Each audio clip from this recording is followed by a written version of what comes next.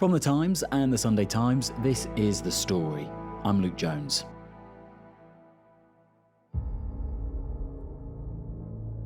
The photographs of starving children, the killing of people seeking aid, the flattening of homes and neighbourhoods has not only further shocked many watching the war in Gaza from afar, it's now sparked a change in UK policy.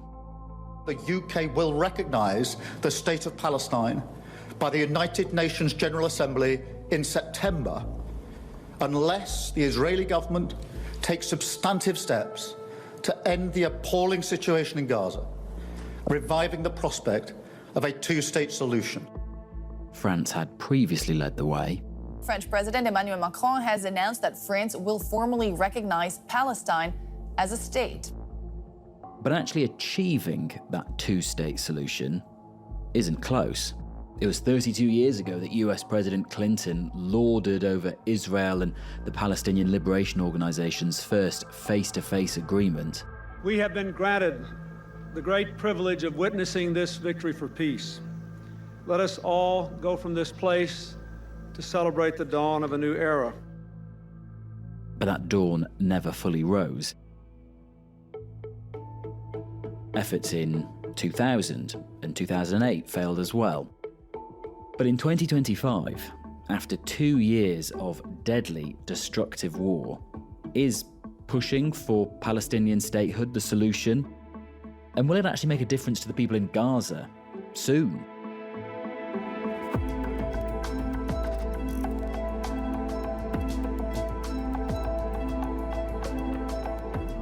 The story today: does Palestinian statehood matter?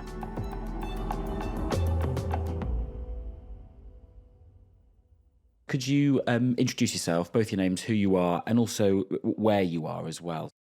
Hello, I'm Chris Smyth. I'm Whitehall editor of The Times, and I'm coming to you from The Times' Westminster office in a porter cabin perched on the top of the House of Commons, which is why you can hear some background noise. Chris, let's discuss this emergency cabinet that Keir Starmer held earlier in the week, laying out a path to the UK recognising a Palestinian state. How emergency was this cabinet meeting, and who was there? Yes, I mean, it's very unusual to have a cabinet meeting in recess. You know, Westminster's meant to be on its summer break where all MPs go back to their constituencies and try to get perhaps a bit of a rest over the summer. But Keir Starmer summoned his cabinet back. You know, Gaza was essentially top of the agenda, only thing on the agenda, to try and present what he describes as his peace plan, really introducing a really fundamental shift in the UK's position. And how big a shift? What actually is the result of this plan? What has he decided? Britain is effectively going to recognise a Palestinian state in September. I've always said that we will recognise a Palestinian state as a contribution to a proper peace process at the moment of maximum impact for the two-state solution. A series of conditions attached to that, which no one expects Israel to meet. Unless the Israeli government takes substantive steps to end the appalling situation in Gaza, agree to a ceasefire, and commit to a long-term sustainable peace. That is going to happen, and that is probably, the biggest change since the international community coalesced around the idea of a two-state solution. Theoretically, this has always been something we wanted to get to, but was always seen as something that would only come as part of a sort of comprehensive peace deal. But now it is being used, critics say, as a bargaining chip, effectively, to try and get aid in on the ground and revive a peace process and a two-state solution itself, which many people regard as on life support, if not completely dead.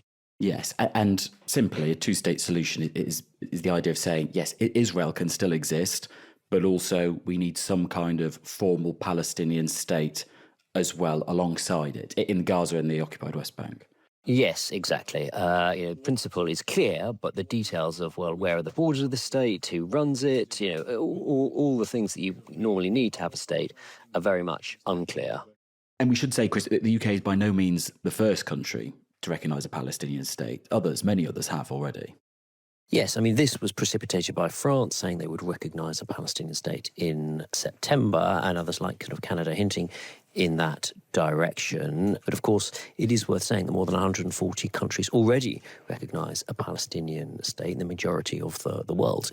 Is this actually going to change anything, though, Chris? The UK promising to recognise a Palestinian state, France already having done so, or is it just gesture politics, as some people are suggesting? That is the big question. Obviously, Keir Starmer's critics say this is done for internal political reasons to shore up support within the Labour Party.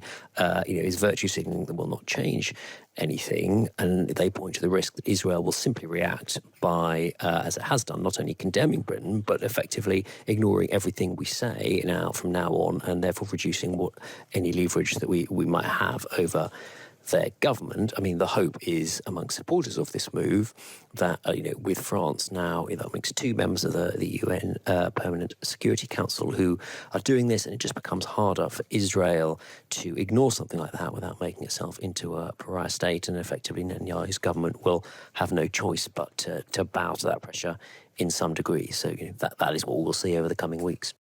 Because in terms of how Starmer actually affects change on the world stage, is that it now with this policy, and we're just going to wait till September, or is there going to be some diplomatic manoeuvring between now and then? Well, he is, embarking on a diplomatic blitz to try and rally international support behind this position. But effectively, the UK has sort of shot its bolt now. This is the sort of big thing it had in reserve. It's done it, and so there isn't much further it can go, really. Let's talk about the domestic pressure and I guess the pressure within his own party. We've seen greater pressure for other things, arguably, which he hasn't changed tack on. How strong was the pressure he was feeling from his own party on this point? It was undoubtedly extremely strong. This is an issue which has always been important to, the Labour Party. So Palestinian statehood was in the Labour manifesto. It was a commitment that, Labour would recognise it. But the expectation was, that was a long-term thing. It was part of a broader peace process. But the pressure has been building as a result of what is happening in Gaza and the awful humanitarian situation there. Now, critics say, well, this is a gesture politics. What does recognition do to the situation on the ground? It doesn't get any food in. Labour people think, no, it is profoundly important to trying to change the conversation, change the international dynamics. And so, you saw a letter signed over the weekend by more than 130 Labour MPs calling for this. And there's been intense internal pressure too. And we've been speaking to ministers who are really pushing for this behind the scenes, and the cabinet, people like Wes Streeting and Yvette Cooper, the Home Secretary, particularly pushing very strongly behind the scenes on this, we're hearing. And so Keir Starmer, ultimately, on Friday, he was ruling this out, and then over the weekend things clearly shifted. And some of those Labour MPs, and particularly the cabinet ministers, thinking about people like Wes Streeting, the health secretary, I'm sure they do genuinely believe in this move, but how much do you think they will also be thinking about their own electoral fortunes, thinking about how much some of their constituents might feel strongly about this issue? Well, politicians are never not thinking about their own electoral fortunes. So, yes, clearly that does weigh. I mean, Wes Streeting particularly clung on, by a few hundred votes in his constituency, mainly because of a very strong challenge from a British Palestinian activist. And there is a very strong feeling, amongst those on the left who sort of move between Labour and further left parties that something needs to be done here. Shabana Mahmood, the Justice Secretary in Birmingham, also saw a majority, cut to almost nothing and almost lost a seat. Even Keir Starmer in his North London seat saw his majority halved by challengers on the left. So there is no doubt that Labour is acutely nervous about the threat there and wanting to shut off the opportunities, particularly as it comes just after Jeremy Corbyn, their former leader, launched a left-wing party, which is obviously hoping to capitalise on some of this anger. But do you think that is a genuine threat to them in sort of decent numbers? Yeah, I mean, it absolutely is. There are getting on for 50 seats where the Green Party or pro-Gaza independents came second to Labour at the last election. They lost two of their people who would have been in the cabinet because of that left-wing challenge. They are worried about it, undoubtedly. Do you think there'll be some kind of blowback for the UK on the international stage? We know Donald Trump isn't minded to follow suit and might be annoyed with us after Keir Starmer has done so well, sort of cozying up to him. Could there be downsides to this? Well, Israel is predictably furious, saying this is towards terrorism, monstrous attacks, and is effectively appeasing Hamas. I mean, that was obviously to be expected. I mean, Donald Trump is interesting. His response was much more equivocal, which is not really a word you associate much with Donald Trump. He said, on the one hand, earlier in the week, he didn't really have a position. Then he said, it's not something we're doing, but fine. Then he said, but then he said, well, there is an argument that it does appease Hamas. So it's not entirely clear where he stands on this. And in some ways, I think Keir Starmer will take that as a win, that this is not full-throated condemnation. And there was clearly a lot of diplomacy behind the scenes. Jonathan Powell, the National Security Advisor, spent time out in the US trying to sort of prepare the ground for this. So I think Keir Starmer will be happy that this hasn't, so far, damaged that UK-US relationship, even if Trump is in a different place on this. But as you say, this is the easy bit, isn't it? Actually bringing this about, negotiating it, getting everyone on side is the tricky bit. Yes, and obviously the test now is, does anything change on the ground? Israel has started allowing a little bit more aid in, which we'll see as a result of diplomatic pressure. Does that transform into the sort of unhindered access over land, which Britain and others are demanding? That's obviously a major thing for those millions of people in Gaza who are acutely short of food. But then, even beyond that, there is a bigger question: is, well, how on earth do you get from here to an actual peace process when Hamas still runs Gaza? Netanyahu's government has effectively said the two-state solution is dead. Members of his own cabinet are talking about annexing the West Bank and establishing a Great Israel. In some ways, we've never been further from that. So there is a huge amount to do to get anywhere even close to a functional peace process. Can we start with you introducing yourself, all your names and who you are? I'm Catherine Philp, and I'm the World Affairs Editor of The Times. Catherine, you lived in Jerusalem as a correspondent for The Times. Were these divisions apparent, even just living and working in that city as you go about your business? I had first actually visited, before I'd even got into the journalism game, back in 1995. And I think that one of the striking things about living there some years later was quite how different and tense the city had become. By that time, we had the failure of multiple rounds of peace process. And by that time, the city had an entirely different feel. So before we get to the question of Palestinian statehood and how that might look and work, let's just rewind on the history of that area. And of course, people always can get annoyed about where we go back to, but let's, for the sake of argument, just go back to World War I, when Britain took control of that area as Palestine. What was that area and how did it continue? So firstly, let me preface everything that I'm going to say with this. There will be probably no one person who is going to agree with everything I say, as clearly as I set it out. The narratives over this part of the world is so disputed that there's almost nothing you can say that someone will not object to. So I have to say that before I begin. Britain took control of an area that was Palestine under the Ottoman Empire. It had been called Palestine at different times, and the Holy Land in other points of its history, but it was known as Mandatory Palestine when the British took over a mandate, essentially on behalf of the community of nations, in the lead up to the collapse of the Ottoman Empire. One of the reasons for Britain doing this was that they quite wanted a foothold in the Middle East. So to some degree, co-opted the local population into accepting essentially the British mandate. And at this time that we're talking about, there are both Arabs and Jews living there.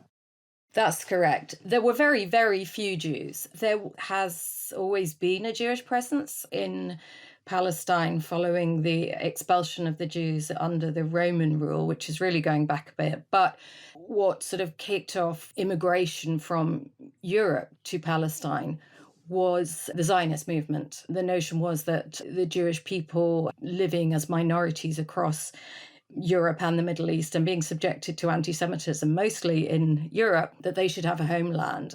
And when did we get to the point then where this was something that was debated on the world stage, the idea that maybe we need to formally divide that land so there is an area for the Jewish population and for Arabs as well? So this was first done in the Balfour Declaration, which was made by the then British Foreign Minister in 1917. And essentially it was the first public expression of support for the concept of Zionism, of a Jewish homeland, by a major political power. But it used this very vague term. It said that the British government would like to voice its support for a national home within Palestine. So it said in Palestine. Now, that was later explained by the British government to mean that this Jewish national home as such was not intended to cover all of Palestine. You know, the poor manner of drafting of this document and its interpretation since would really lay some of the groundwork for the tensions that would ultimately arise from the fulfillment of this promise. So when does Israel actually come into being then in this area that, previously and broadly has been referred to as Palestine up till then? It was ultimately fulfilled by the United Nations, who voted for Palestine to be split into Jewish and Arab states. And that vote took place in 1947. Now, actually, Jewish leaders in Israel had actually unilaterally declared their own state before the British left in 1948. It was only recognised by the UN plan about a year later. The plan was rejected by the Arab states. One of the reasons for that was that the division of land envisaged by the UN partition plan was very unequal to the numbers of each community within mandatory Palestine. So the Jewish population was about a third of the entire population, and yet they were to get 56% of mandatory Palestine. And if we cycle through the conflicts and then the changing size and scope of the State of Israel and also the Palestinian territories as well, and get to the situation that we find ourselves in at the moment, what is the current layout of how Israel and the occupied Palestinian territories are actually divided, and who controls each? So in the eyes of international law, the Palestinian territories are Gaza, East Jerusalem, and the West Bank. Israel is the occupying power, and that is why, in official British government parlance, we call them the occupied Palestinian territories.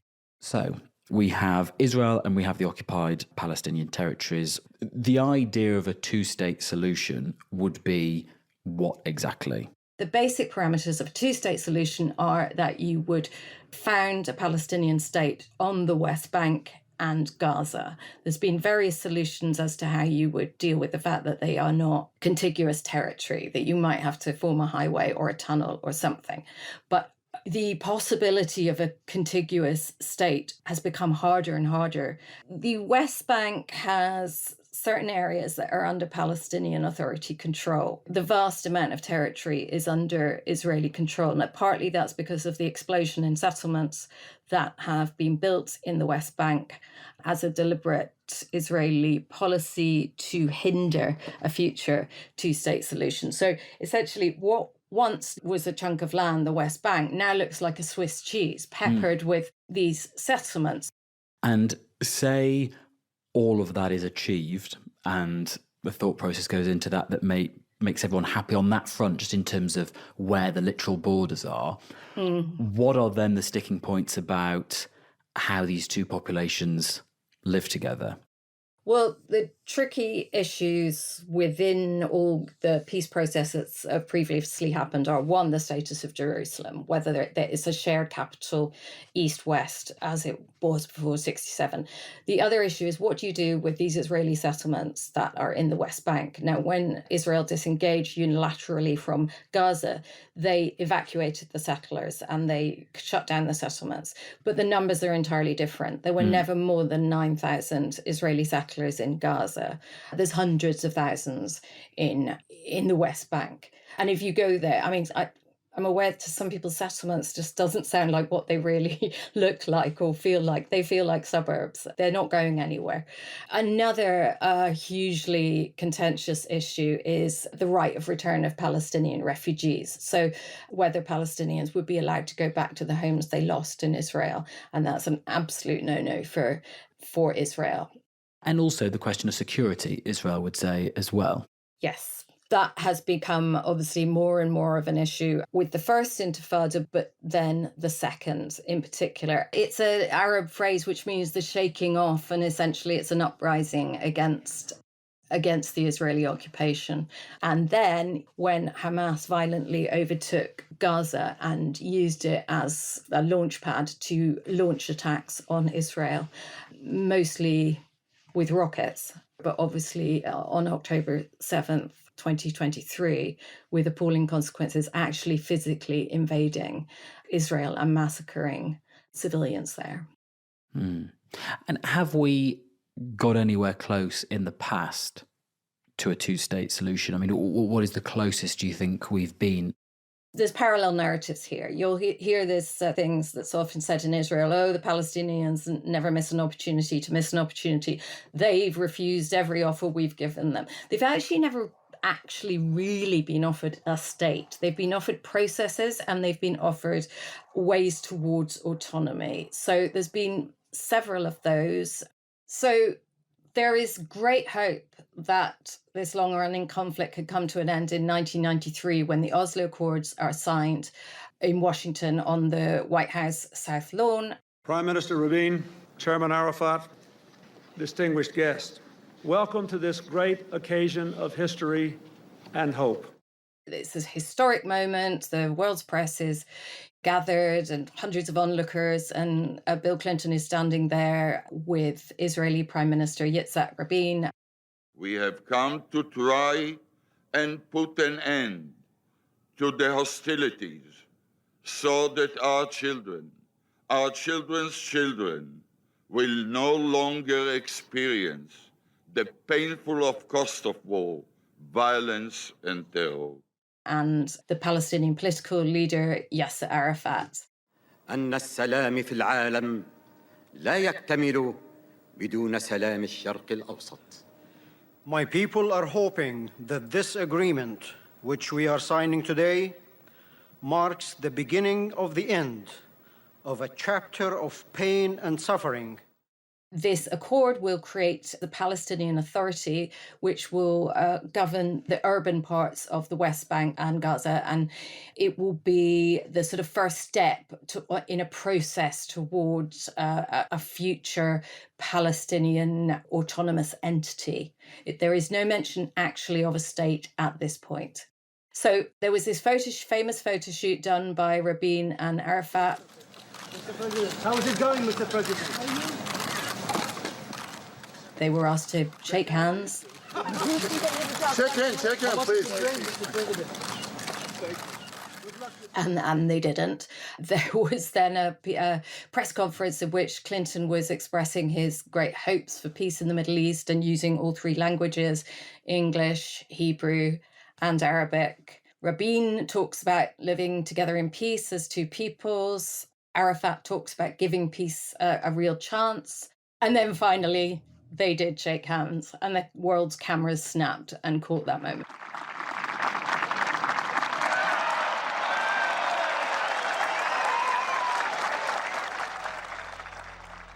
And then within a year, Yitzhak Rabin is shot dead by a far-right Israeli assassin, dealing what will become an almost fatal blow to this process. Then, I guess, fast forward to the 2000 Camp David summit. Bill Clinton is almost out of office, and he brings together the then Israeli Prime Minister Ehud Barak with Yasser Arafat in Camp David, which is the presidential retreat at which these kind of summits are held. Israel makes an offer to the Palestinians, which would include parts of East Jerusalem and nearly all of Gaza and the West Bank. Again, no explicit mention of a state. Arafat declines this offer. He notes that really what the Palestinians are being offered is not a full state. It would give Israel continued control over its security and its borders, and this issue of refugees going back to the state of Israel is not covered. And that essentially is the end of the process that had begun in 1993. I think the closest moment after that would have been in 2008 when Ehud Olmert, then Prime Minister, actually put forward possibly the best deal that the Palestinians were ever going to be offered. The problem was that Olmert was on the cusp of being charged with corruption. Arafat had by this point died. Abbas had followed on from him, but lacked much of the legitimacy that Arafat had with the Palestinian people. So he was already on shaky grounds to make a deal. But then Olmart's also in this position where he's a lame duck and he's about to have to be forced to resign. So Abbas has to weigh up whether to take this deal, knowing that someone else is about to come into office who may not honour it or anything about it. And so he refuses, and lo and behold, Olmert resigns in order to face these corruption allegations, and an election is called, and the winner of that election is Benjamin Netanyahu. And all of those examples, though, are instances where there's been some kind of a negotiation or there's been a bit of thought and a proposal on the table. Now we're in a situation where, because of what's been happening in Gaza, and especially the awful scenes we've seen of late, we've seen of starving children and the rest, there's this pressure with countries coming forward and saying we are going to recognise, or we have recognised, a Palestinian state. We had France not too long ago. Now we've had the UK saying that they will recognise a Palestinian state in September unless Israel meets certain conditions. Will any of that actually have an impact on the course of this war and just bringing about an end to the war before we even get onto the topic of how to organise this territory and the people that live within it in the future? So October 7th, I think, demonstrated the lethality of trying to preserve this status quo with ever actually addressing the problem at the core, the fact that there is no Palestinian state. So that sort of exploded in the faces of characters like Netanyahu, who've always just sort of sought to manage the conflict and never wanted to resolve it. I mean, it's interesting that it's often talked about that Hamas will not recognize Israel's right to exist. The Palestine Liberation Organization, when they signed the Oslo Accords, they did recognize Israel's right to exist and to live into security. But Likud, the party of Benjamin Netanyahu, has never recognized the Palestinians' right to a state. And its party platform actually says that there will only ever be Israeli sovereignty in this land. So, that's a big thing to get past. Rather understandably, I think the government of Israel says this would be a reward for terror because it's happening after October 7th. The converse argument would be that nothing has worked so far, and keeping the status quo and perpetuating what is the world's longest occupation didn't keep Israel safe on October 7th. And therefore, the only solution is to go right back to the starts of this conflict, to the fact that the land was meant to be divided between two states and that never happened. So that is essentially what lies behind those who are pushing now for it to be declared. I think the idea is essentially to send the message to Israel that the world has a stake in this and that the status quo is not sustainable.